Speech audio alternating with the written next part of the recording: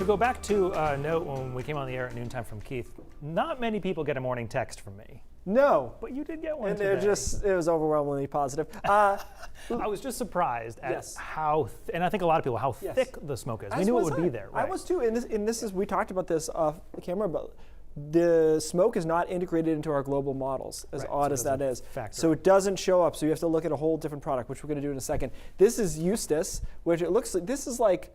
in the distance you can see it. Yeah, where are we exactly in Eustace? I'm wondering, is that, well, I'm not going to guess. Flagstaff? I don't know. But anyways, it looks like perfect for fishing. You know, it's flat like that. Very flat. That's like early morning flat. Love that. Yeah, you get a little surface popper out there. But I digress. Was I right? Thank you. Okay. Love it when I don't guess the wrong place in Maine. That's not great for me.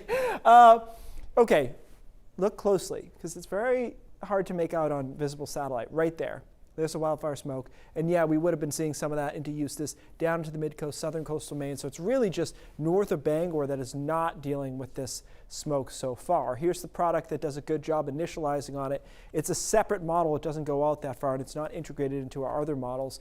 But it does obviously pick up on where that wildfire smoke is thickest right now. And what it does actually is it lifts it back into down East Maine by tomorrow. So it's still around tomorrow. I think tomorrow is a fairly... with the combination of high, thin clouds plus the smoke, I don't think there's a ton of real sunshine going on tomorrow. We'll discuss more of that in a minute and then try to push this smoke offshore in time for the weekend. So this hurts temperatures. Look, I mean, July and August, wildfire smoke, the sun can kind of cut right through it. It doesn't make a huge difference. Sun angle, it's getting a little lower, so you get more diffusing of that infrared energy, and so it's cooler. It's only in the low 60s right now. I think we're going to lose several degrees from what we could have gotten to, which would have been about 70. I don't think we're going to get there today because of that wildfire smoke. See, the model doesn't know that, right? It just popped a couple of 71, 72s because it doesn't see the smoke.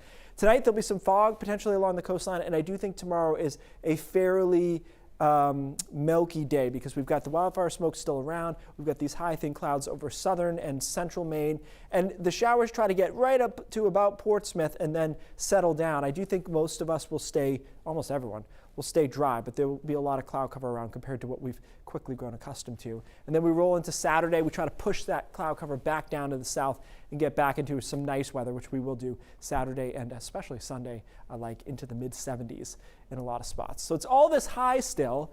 The reason, by the way, the wildfire smoke is moving opposite what you'd expect, so east to west, not west to east as most of our weather, is because it's on the edge of this high. See how this high comes across Canada, grabs the smoke, pulls it around, and then pushes it back into Maine. So it's the steering flow that is creating that. And as this this high pushes back to the west, we'll get out from under that wildfire smoke. It is relatively close here, Friday afternoon, Friday night, this low relative to this high, and whether or not it can keep protecting us, but I think it does. And then we're in good shape for the rest of the weekend, and then this high takes over for a lot of next week, which looks just phenomenal. It looks really, really nice next week. If anything, it just gets a little bit warmer.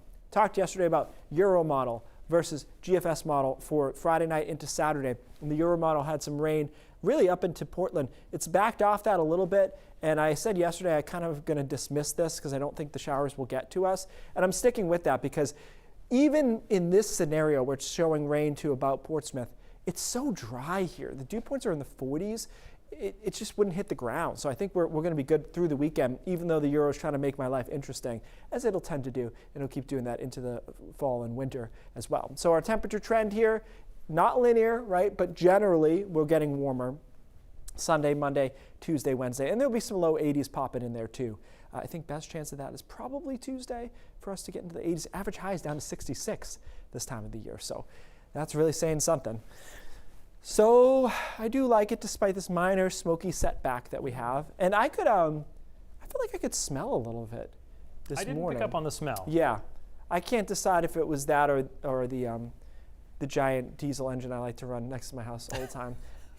May have been that. Yeah, it might have been that. It's possible. Actually, you know what? Actually, Todd and I were talking about it. We were trying to figure it out because I definitely could smell smoke in my house. But he was actually pointing out there was a cruise ship in port, and we have an inversion, and you could see the smoke, it was getting trapped under it, and it was drifting over towards South Portland. Yeah. And yeah, so that could have been that I was A lot of smelling. variables out there right now. Yeah, turn off the boat for a minute. Jeez.